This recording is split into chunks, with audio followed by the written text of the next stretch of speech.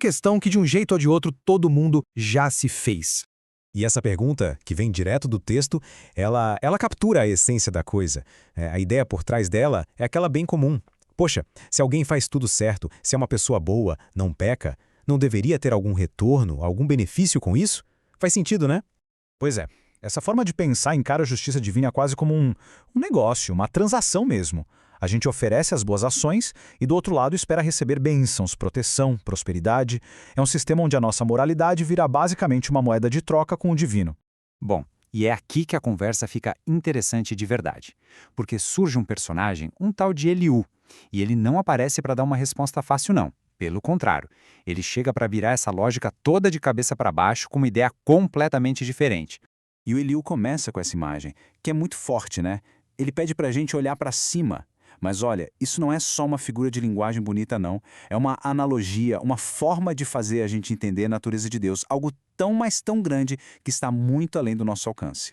Então, o ponto central da virada é justamente este. De um lado, tem essa visão de troca, a ideia de que o que a gente faz aqui impacta Deus diretamente. Se somos bons, é como se dessemos um presente para Ele. Mas aí vem o Eliú e propõe o oposto.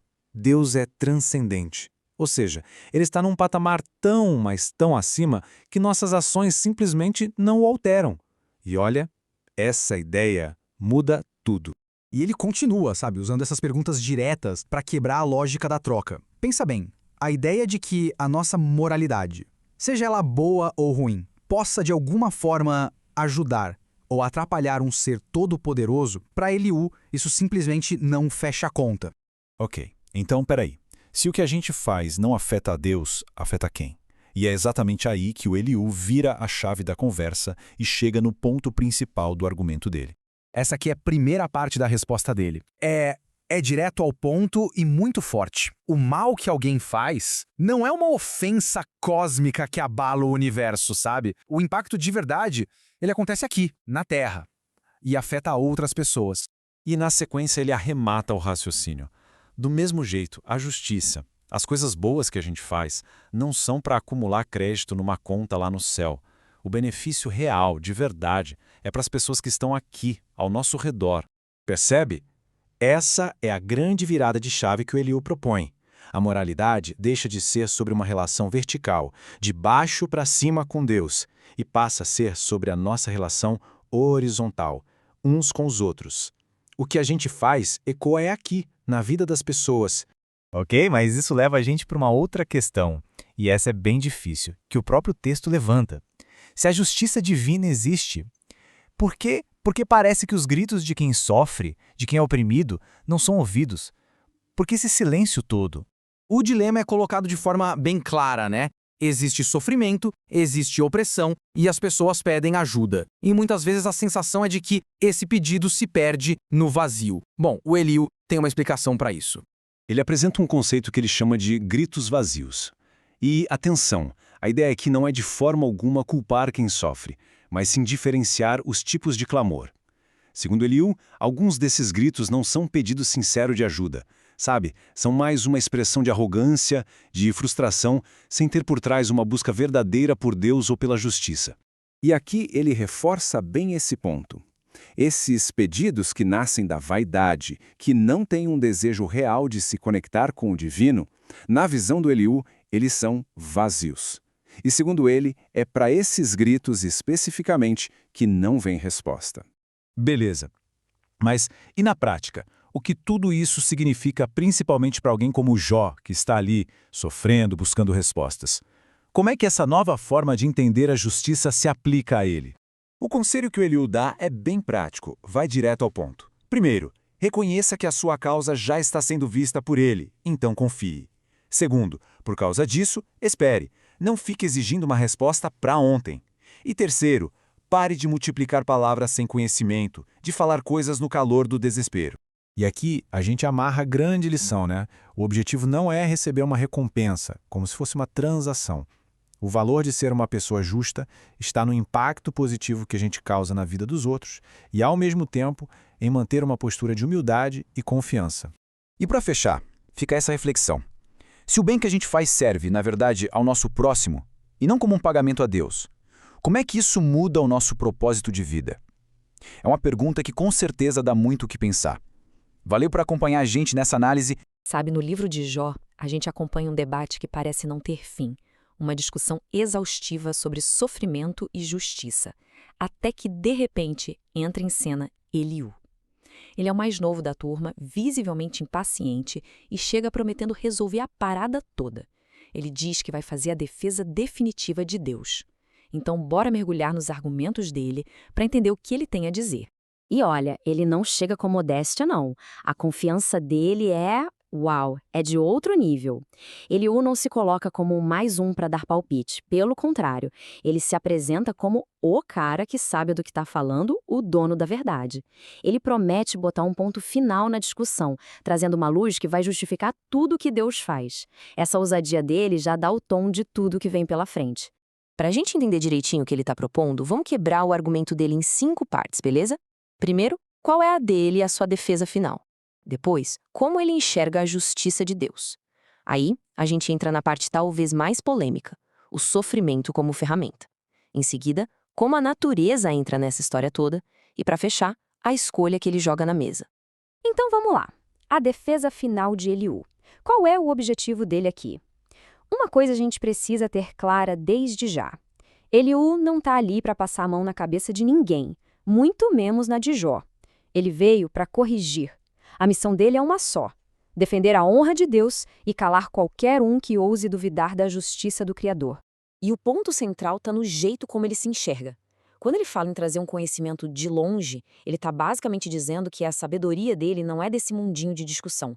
É algo que vem de cima. Ele se coloca quase como um porta-voz da perspectiva divina, com um único foco: provar que Deus e justiça são, tipo, a mesma coisa, inseparáveis. Isso nos joga direto no coração da teologia dele, que é a natureza da justiça perfeita de Deus. Na cabeça de Eliú, o universo não é uma bagunça, sabe? É um sistema moral que funciona perfeitamente, governado por Deus. Não existe sorte, azar ou injustiça aleatória. Tudo tem um porquê. E o mais importante, para ele, essa justiça não é só uma teoria, um conceito vago. É um sistema ativo. Pensa assim, Deus não está só assistindo de camarote. Ele está no campo, jogando. Ele está o tempo todo envolvido, de olho em tudo, intervindo para garantir que as regras sejam cumpridas. Quem é justo é notado, e quem é ímpio, bom, não tem moleza. E aqui a gente vê o placar desse jogo. É preto no branco. Eliú desenha um contraste gritante. De um lado, o ímpio, a conta chega, e a vida não é poupada. Do outro lado, o justo, está sob a proteção direta de Deus, recebendo honra, sendo exaltado. É um universo onde toda ação tem uma reação, simples e direto, pelo menos na visão dele. Tá, mas aí vem a pergunta de $1 milhão, né? A questão que está no centro do livro de Jó o tempo todo. Se Deus é tão justo assim, por que raios os justos sofrem? E é aqui que a resposta de Eliú vira o jogo. A contribuição dele para esse debate é, sem dúvida, a mais radical e desafiadora. Exato. Essa é a pergunta que os amigos do Jó tentaram responder. Mas, vamos ser sinceros, eles patinaram feio. Ficaram presos na ideia de que sofrimento é sempre castigo por pecado. Mas aí vem Eliú e propõe algo totalmente diferente, quase revolucionário. E se o sofrimento não for só punição? E se ele for, na verdade, uma aula? Olha que loucura essa frase. É quase um paradoxo, né? Deus livra o aflito por meio da sua aflição. É como se o próprio veneno fosse o antídoto. A ideia de Eliú é que a aflição, a dor, se torna a ferramenta que Deus usa para libertar. É tipo um megafone divino. Às vezes a gente está tão distraído que só um grito bem alto, a dor, faz a gente parar e finalmente ouvir. E Eliú não para por aí. Ele descreve o processo, quase um passo a passo. Primeiro vem a aflição, que ele chama de cordas. Depois, com a atenção da pessoa finalmente capturada, Deus revela o que está errado, seja orgulho ou um erro qualquer. O terceiro passo é a instrução. Deus mostra o caminho certo. E, por fim, o grande finale, a escolha. A bola está com a pessoa. E se a pessoa escolher obedecer, ouvir a instrução? Bom, aí o final é feliz. Eliú promete uma restauração completa. Felicidade, prazer, prosperidade. Ou seja, na visão dele, o sofrimento não é um beco sem saída, mas uma ponte para uma bênção ainda maior, se a pessoa souber atravessar. Agora, e se a escolha for a outra? E se a pessoa ignorar o chamado? Aí o cenário muda completamente. A ferramenta que era para corrigir vira uma sentença de juízo. A teimosia, na visão de Eliú, é fatal. O risco não poderia ser mais alto. Ok, depois de explicar essa lógica toda sobre o sofrimento, Eliú dá um zoom out. Ele eleva o livro da discussão e vai para uma escala cósmica. Para ele, a prova definitiva do seu argumento não está na vida humana, mas na natureza. É lá que o poder de Deus se mostra de forma inquestionável. E ele joga essa pergunta no ar. É uma pergunta retórica, claro. A intenção é meio que colocar a gente no nosso lugar. A lógica dele é a seguinte: peraí, a gente mal entende como a chuva funciona ou como os raios se formam, e a gente quer dar palpite em como Deus governa o universo e as nossas vidas? É um verdadeiro chamado à humildade. E aí ele começa a listar, a mostrar os fatos. Ele fala do ciclo da água, do vapor que vira chuva, das nuvens que irrigam a terra. Ele mostra como a natureza tanto alimenta quanto julga. Cada detalhe, do menor ao maior, é para ele uma assinatura do controle meticuloso e absoluto de Deus sobre absolutamente tudo. E é aqui que o argumento dele chega no ápice. Pensa nisso. A mesma força que controla a chuvinha mansa que faz a planta crescer é a que dispara um relâmpago como se fosse uma arma. A natureza, para Eliú, é a prova viva das duas faces do poder de Deus. A que cria e sustenta e a que destrói. É a soberania em sua forma mais pura e talvez assustadora. E depois desse voo panorâmico pelo poder de Deus na natureza, Eliú faz o zoom in de novo. Ele pega toda essa teologia grandiosa e a traz de volta para o nível pessoal, bem na situação de Jó. Ele diz: Jó, diante de todo esse poder, você tem uma escolha para fazer, aqui e agora, no meio da sua dor. E essa advertência é talvez uma das mais pesadas do livro todo. Ele está basicamente dizendo: Jó, cuidado, você está quase preferindo se rebelar e ser amargo do que passar por esse sofrimento. Para Eliú, o perigo real não é a dor em si. O perigo que a gente faz com ela é a resposta que a gente dá. Então, no fim das contas, a escolha fica escancarada. De um lado, o caminho da rebeldia, alimentar a raiva, zombar da situação, e esse caminho, segundo Eliú, leva à ruína. Do outro lado, o caminho da instrução, ouvir, aprender, mudar, confiar, e esse leva à restauração. O sofrimento, então, é uma encruzilhada, e a direção que se toma define tudo. E isso tudo nos deixa com uma pergunta no final, né? Essa visão que o Eliú apresenta de um Deus soberano, que controla tudo e usa até o sofrimento como ferramenta, isso é algo que traz consolo? Tipo a ideia de que tudo tem um propósito? Ou é uma verdade meio assustadora? Um poder tão absoluto que a gente nem consegue entender direito? Talvez a resposta para essa pergunta dependa muito da cadeira em que a gente está sentado quando o sofrimento bate a porta. Vamos lá. Hoje a gente vai mergulhar num dos capítulos mais, poéticos e poderosos da Bíblia, Jó 37. Aqui, a natureza não é só um plano de fundo, sabe? Ela é uma manifestação direta da majestade, do poder de Deus. Então, vamos direto ao ponto para entender o que esse texto tão fascinante tem para nos dizer. Olha como o capítulo já começa com um chamado para a gente ouvir. E não é um ouvir qualquer, é para ouvir atentamente. O texto praticamente nos joga no meio de uma tempestade. Ele descreve o trovão não como um barulho qualquer, mas como o próprio som que sai da boca de Deus. Um estrondo que ecoa pelo planeta inteiro. É uma imagem muito forte. E é exatamente esse o nosso ponto de partida. A tempestade, com seus relâmpagos e trovões, é apresentada como a própria voz de Deus, uma expressão da sua presença que é, ao mesmo tempo, imponente e majestosa. E aqui está a essência dessa primeira parte. O versículo 5 diz que Deus troveja maravilhosamente, mas a parte crucial vem logo depois. Ele faz grandes coisas que nós não compreendemos.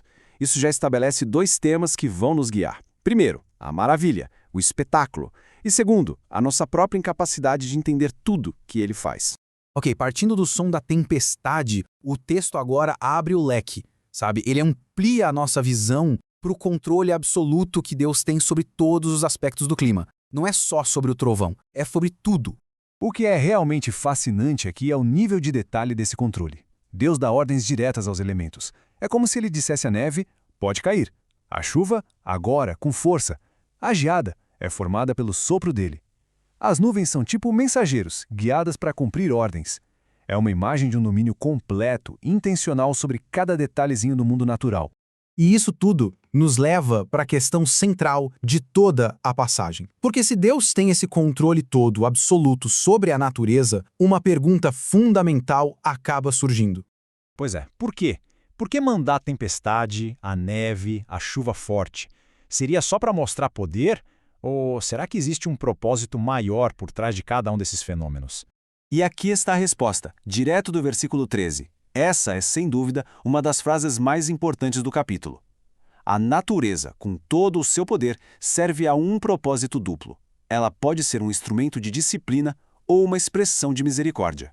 Ou seja, nada é por acaso. Então, vamos pensar um pouco sobre isso. A mesmíssima chuva que pode causar uma enchente como um ato corretivo é a mesma chuva que irriga a terra e garante uma colheita farta, como um ato de misericórdia. O ponto aqui é que o mesmo evento natural pode ter propósitos divinos completamente diferentes. Tudo depende da intenção de Deus para aquele momento e para aquele lugar. Certo. Depois de entender o porquê de Deus agir, o texto se vira para nós, para a humanidade, e nos confronta com a nossa própria limitação. Se as ações de Deus são tão cheias de intenção, qual é o nosso lugar, o lugar do entendimento humano, nisso tudo? A partir daqui, a passagem começa a fazer uma série de perguntas retóricas que são como um soco no estômago do nosso orgulho. A primeira é direta. Alguém aí sabe como Deus comanda as nuvens? A resposta que fica no ar é um sonoro não, né? E as perguntas continuam nos encurralando. Será que alguém conhece os segredos por trás do equilíbrio das nuvens? As maravilhas daquele que é perfeito em conhecimento? A cada nova pergunta, a distância entre a sabedoria de Deus e a nossa compreensão só aumenta. Essa imagem aqui é de uma força incrível. A pergunta é quase irônica, né? Será que um ser humano consegue se igualar ao poder criador de Deus e dar uma mãozinha para ele estender os céus, que são descritos como sólidos, feito um espelho de metal fundido? A resposta óbvia é não, e isso nos coloca no nosso devido lugar. E este slide resume perfeitamente a condição humana que o texto descreve. A gente está envolto em trevas, ou seja, em ignorância, se comparado com a luz do conhecimento de Deus. Por isso, tentar ensinar alguma coisa a ele ou questionar seus métodos se torna algo inútil. E diante dessa nossa limitação, o capítulo conclui, mas não com desespero, e sim voltando o foco para a fonte de tudo isso, a majestade infinita e incompreensível de Deus. Essa é a definição final que o texto nos dá. É impossível compreendê-lo por completo. E aqui tem um paradoxo maravilhoso. Ele é absurdamente poderoso, muito além da nossa imaginação. Mas esse poder todo nunca, jamais é usado de forma injusta. O poder dele é perfeitamente alinhado com a justiça. Então a conclusão lógica do capítulo é essa. A resposta certa diante de tamanha majestade não é a arrogância intelectual, achar que sabemos tudo. É o temor, a reverência. Deus resiste àqueles que se acham sábios aos próprios olhos, porque eles simplesmente não conseguem enxergar a verdade sobre a sua própria limitação.